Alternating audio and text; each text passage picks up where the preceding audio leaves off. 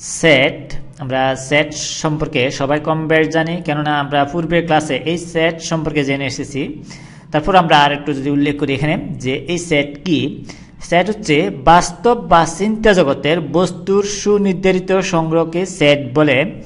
আমি আবার উল্লেখ করি যদি, যে বাস্তব বা চিন্তা জগতের, এই বাস্তব বা চিন্তা জগতের বস্তুর যে কোনো সুনির্ধারিত সংগ্রহকে সেট বলে। আমরা যদি এরকম এস ইকুয়ালস টু যে কোনো হতে পারে 11 জন প্লেয়ারের নাম, বা যে কোনো গাছের সংখ্যা বা মাছের সংখ্যা বা বস্তুর সংখ্যা বা সংখ্যা, যে কোনো সংখ্যা হইতে পারে, তাহলে এটা যদি আমরা এস ধরি, যে কোনো একটি সেট, এই এস, তাহলে এখানে আমরা বলেছি যে বাস্তব বা চিন্তা জগতের বস্তুর সুনির্ধারিত সংগ্রহকে এই সেট বলে। তাহলে আমরা বাস্তবে যদি এই সেট ইকুয়ালস টু 10টি সংখ্যা লিখি, তাহলে এটা কি একটি সেট। তাহলে আমরা যদি লিখি এই 1 0 1, এই তারপরে 4, তারপরে 81, তারপর হচ্ছে এই 100, তাহলে এগুলো হচ্ছে কি এই এস সেটের উপাদান। এগুলো আমরা বলতে পারি এই এস সেটের উপাদান। এই উপাদানগুলো যদি আমরা সরাসরি লিখি, তাহলে এটা কি হবে, এই তালিকা পদ্ধতিতে প্রকাশ করা। যে সেটের উপাদানগুলো সরাসরি আমরা লিখে উল্লেখ করলাম, তাহলে এটা হচ্ছে কি এই তালিকা। তাহলে এই আমরা যদি এই সেটের যে কোনো উপাদানকে আমরা যদি এই সেটের উপাদান প্রকাশ করি, তাহলে আমরা লিখতে পারি এই যে 9 যদি লিখি আমরা, যে 9, এই 9 এই সেটের উপাদান, তাহলে এটাকে আমরা এইভাবে লিখতে পারি 9 বিলংস টু, এইটাকে এই চিহ্ন দিয়ে প্রকাশ করতে হয়, 9 বিলংস টু এই এস। তাহলে এই এস সেটের উপাদান হচ্ছে কি 9, হচ্ছে এই এস সেটের উপাদান 9। বা আমরা যদি 5 লিখি বা 3 লিখি, এগুলো এই সেটের কোনো উপাদান নয়। বা 10, যেই সংখ্যাগুলি এই সেটের মধ্যে নেই, নট বিলংস টু এই এস, আমরা এইভাবে লিখতে হবে। তাহলে আমরা লিখতে পারি এই 9 বা 5, আমরা যদি 5 নট বিলংস টু, এটাকে এইভাবে লিখতে হবে এই এস। তাহলে আমরা বলতে পারবো এখানে এই 5 সেট এস এর উপাদান নয়, এভাবে প্রকাশ করতে হয়। তাহলে যদি গঠন পদ্ধতি লিখি, যে গঠন পদ্ধতি আকারে, গঠন পদ্ধতি দুইভাবে সেট প্রকাশ করা যায়, একটা হচ্ছে তালিকা পদ্ধতি আর একটা হচ্ছে গঠন পদ্ধতি। এই দুই পদ্ধতিতে এই সেট প্রকাশ করা যায়। তাহলে আমরা লিখতে পারি এই এস ইকুয়ালস টু হবে এই দ্বিতীয় বন্ধনী, এরপরে এক্স, যেন এই এক্স আমরা যদি লিখি গঠন পদ্ধতিতে এই 0 থেকে এই 100 পর্যন্ত প্রকাশ করতে হবে, এবং এই এলিমেন্টসগুলো এমন একটি শর্ত লিখে আমাদেরকে প্রকাশ করতে হবে। তাহলে হচ্ছে গঠন পদ্ধতি, এক্স যেন এই 100, আমরা কমা দিয়ে এই 100 থেকে বড় নয়, এই 100 থেকে বড় নয়, এই 100 থেকে বড় নয় এমন বর্গ পূর্ণ সংখ্যা, বড় নয় এই এমন বর্গ পূর্ণ সংখ্যা। তাহলে এটা হচ্ছে কি এই গঠন পদ্ধতি। এই এস সেটকে আমরা এই গঠন পদ্ধতি যদি লিখি, তাহলে এক্স এর মানে 100 থেকে বড় নয় এর এমন বর্গ পূর্ণ সংখ্যা। আমরা এই এখানে যদি 0 বর্গ করি, তাহলে 0, তাহলে এই 1 এর বর্গ করলে আসে কত 1, 4 এর 2 এর বর্গ করি, তাহলে আসে কত 4, 3 বর্গ করলে এইভাবে 100 থেকে বড় নয়, তাহলে এই 100 থেকে বড় নয় 10 এর বর্গ করলে আসে কত এই 100, বা 11 বর্গ করলে আসে বেশি হয়ে যাবে। তাহলে 100 থেকে বড় নয় এমন বর্গ পূর্ণ সংখ্যা, আমরা 1 0 1 2 3 এই সংখ্যাগুলো যদি বর্গ করি, তাহলে এটা পাওয়া যাবে। তাহলে এই সেট দুই পদ্ধতিতে প্রকাশ করা যায়। তাহলে একটা হচ্ছে তালিকা পদ্ধতি আর একটা হচ্ছে গঠন পদ্ধতি। তাহলে এইভাবে আমরা সেট প্রকাশ করতে পারি। তাহলে এরপর আমরা যদি সার্বিক সেট বা ইউনিভার্সাল সেট দেখি, যে এই সার্বিক সেট বা ইউনিভার্সাল সেট যেটাকে বলা হয় এই সার্বিক সেট, এরপর আমরা যদি সার্বিক সেট বা ইউনিভার্সাল সেট দেখি, যে এই সার্বিক সেট বা ইউনিভার্সাল সেট উল্লেখ করি যে আলোচনায় সংশ্লিষ্ট সকল সেট যদি একটি নির্দিষ্ট সেটের উপসেট হয়, তবে ওই নির্দিষ্ট সেটকে এর উপসেটের সাপেক্ষে সার্বিক সেট বলা হয়। বা যা ইউ দ্বারা আমরা প্রকাশ করি, এটাকে আমরা এই ইউনিভার্সাল, একে আমরা এই ইউ দ্বারা ইউনিভার্সাল সেট ইউ দ্বারা প্রকাশ করি, এই প্রকাশ করি। তাহলে এই ইউনিভার্সাল সেট প্রকাশ করি। আমরা যদি এরকম 3টি সেট লিখি, যে সেটগুলি এই কোনো একটি সেটের উপসেট, তাহলে ওটা হবে কি ওই সেটটি সার্বিক সেট বা ইউনিভার্সাল সেট। আমরা যদি এরকম যদি মনে করি, যে এই মনে করি পি ইকুয়ালস টু এই এক্স যেন, এবং এই 5x less than or equal to 16, এটা তাহলে এখানে আমরা এই গঠন পদ্ধতিতে পি একটি সেট প্রকাশ করলাম। আমরা যদি আরেকটি সেট লিখি এরকম যে এই কিউ এই আমরা দ্বিতীয় বন্ধনী দিয়ে গঠন পদ্ধতি প্রকাশ করি, এই এক্স যেন x square less than or equal to 20 এইভাবে লিখতে পারি।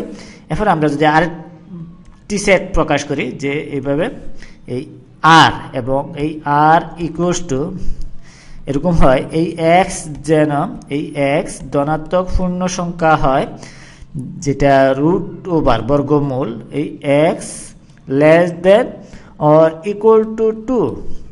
তাহলে এই এখানে নির্দিষ্ট সংখ্যক এলিমেন্টস আছে। এখানে আমরা যদি প্রথমটা ধরি পি ধরে হিসাব করি, তাহলে পি এর মান এক্স এর মান যদি 1 হয় তাহলে ওইটা ছোট, তাহলে 1 এই সেটের এলিমেন্টস হবে 1, 2 হলে এই 5 গুণে 10, তাও এটা সত্য, ঠিক আছে বা ফুলফিল করে। এরপর যদি 3 বসায় 3 5 15, তাও 16 থেকে ছোট এবং সমান ছোট। তার যদি 4 বসায় 20 তাহলে হবে না। তাহলে 1 আমরা যদি এখানে উল্লেখ করি, এই সেটের 1 2 3 এগুলো হচ্ছে কি এই পি সেটের উপাদান। এভাবে আমরা কিউ সেটে বের করতে পারি এবং আর সেটেরও বের করতে পারি। তাহলে এই তিনটি সেট যদি অন্য একটি নির্দিষ্ট সেটের সাপেক্ষে যদি আমরা প্রকাশ করতে পারি যে এই সেটগুলো উপসেট, তাহলে ওটা হবে কি ইউনিভার্সাল বা সার্বিক সেট। বা আমরা যদি ইউ দ্বারা এইভাবে প্রকাশ করি যে আরেকটি গঠন পদ্ধতি লিখি যে ইউ ইকুয়ালস টু এই সার্বিক সেট বা ইউনিভার্সাল সেট যদি প্রকাশ করি, তাহলে ই এক্স যেন এই এক্স ধনাত্মক পূর্ণ সংখ্যা ধনাত্মক পূর্ণ সংখ্যা। তাহলে এটা হবে কি এখানে সকল ধনাত্মক পূর্ণ সংখ্যা, এখানে 0 থেকে অনেকগুলি 1 থেকে এই 1 থেকে এভাবে অসীম ধনাত্মক পূর্ণ সংখ্যা, তো ফ্র্যাকশন সংখ্যা না। তাহলে এই ধনাত্মক পূর্ণ সংখ্যা, তাহলে এখানে এই সংখ্যাগুলো শুধু এখানে এই পি সেট এই ইউনিভার্সাল সেটের সাপেক্ষে একটি কি উপসেট, এই Q set universal set U সেটের সাপেক্ষে একটি উপসেট। এখানে নির্দিষ্ট সংখ্যক এলিমেন্টস আছে, এখন 3-4টি হতে পারে।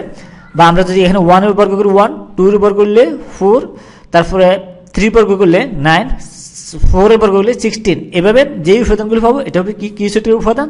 তাহলে এই সব সংখ্যাগুলি যেই সংখ্যাগুলো পাবো আমরা, এই সংখ্যাগুলো হচ্ছে কি এই ইউ সেটের উপসেট। তাহলে এই তিনটি সেটের সাপেক্ষে এই ইউ সেটকে বলা হয় কি এই ইউনিভার্সাল সেট বা সার্বিক সেট। সুতরাং আমরা বলতে পারি এখানে এই ইউকে বলা হয় এই পি কিউ, এই কিউ তারপরে আর এই আর সেটের জন্য সার্বিক সেট, এই সেটের জন্য সার্বিক সেট বা ইউনিভার্সাল সেট। দেখবো সেট সমতা বা ইকুয়ালিটি অফ সেট। এই ইকুয়ালিটি অফ সেট হচ্ছে এ এবং বি যদি এরকম দুটি সেট হয় এবং ওই দুটি সেটের উপাদান যদি একই হয়, তাহলে ওই দুটি সেটকে সেটের সমতা বলা হয়, সমতা হিসেবে প্রকাশ করা যায়। বা একটি সেট সমান আরেকটি সেট লেখা যায়, বা একটি সেট আরেকটি সেটের উপসেট হিসেবে লেখা যায় যদি এরকম হয় যে এই এ সেট ইকুয়ালস টু হয়, যদি এরকম দেওয়া থাকে উপাদানগুলি যে 3 5 7 এই একটি সেট। আবার আমরা আরেকটি সেট যদি বি লিখি যে বি ইকুয়ালস টু আমরা আরেকটি সেট যদি প্রকাশ করি, তাহলে এই এখানে তিনটি সেট, এই তিনটি সেটের উপাদান কিন্তু একই। এখানে 3, এখানেও 3 আছে, এখানেও 3 আছে, আবার এখানে 5, এখানেও 5, এখানেও 5, কিন্তু ক্রম আছে বা পুনরাবৃত্তি আছে।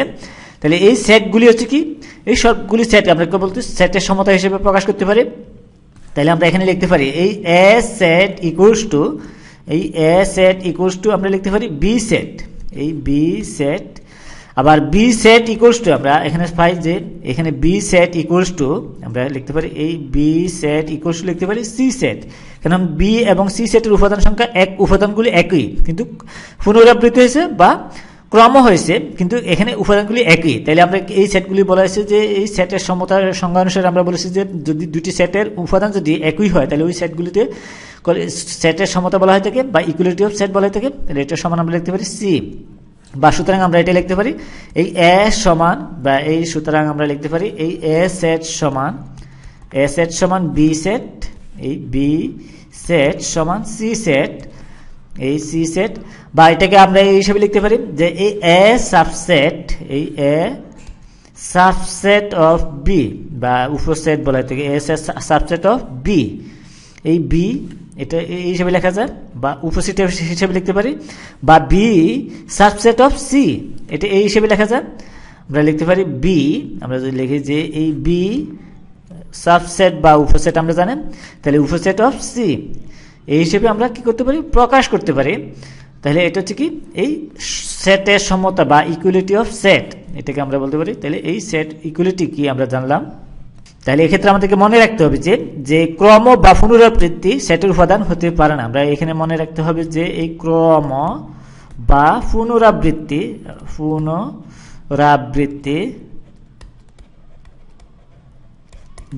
সেটের উপাদান হতে পারে না। এই সেটের উপাদান পারে না। তাহলে আমাদেরকে এটা মনে রাখতে হবে যে এই ক্রম বা পুনরাবৃত্তি এই সেটের উপাদান হতে পারে না। তাহলে এইগুলো হচ্ছে কি আমরা এই হিসেবে আমরা কি করতে পারি, সেটের ইকুয়ালিটি বা সেটের সমতা যেটা বলে এই হিসেবে আমরা প্রকাশ করতে পারি।